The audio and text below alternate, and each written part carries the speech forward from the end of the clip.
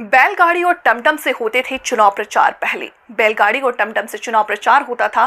कार्यकर्ता भी घर से खाना खाकर ही आते थे।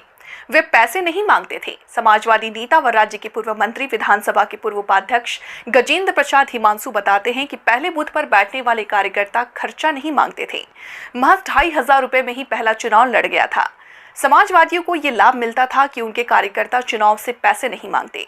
यहां तक कि बूथ पर बैठने के लिए भी उम्मीदवारों को रुपए नहीं देने पड़ते थे। कार्यकर्ता पार्टी कार्यालय में खाना नहीं खाते थे, घर से ही खाना खाकर आते और जिन इलाकों में वे घूम रहे होते वहां गांव वाले भी उनके खाने पीने का इंतजाम करते।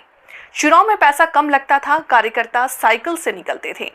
1967 से 1972 के चुनाव में 10,000 रुपए खर्च हुए। हिमांशु कहते हैं कि चुनाव प्रचार के लिए 1-2 गाड़ियां हुआ करती थी। बड़े नेता गाड़ियों से आते थे।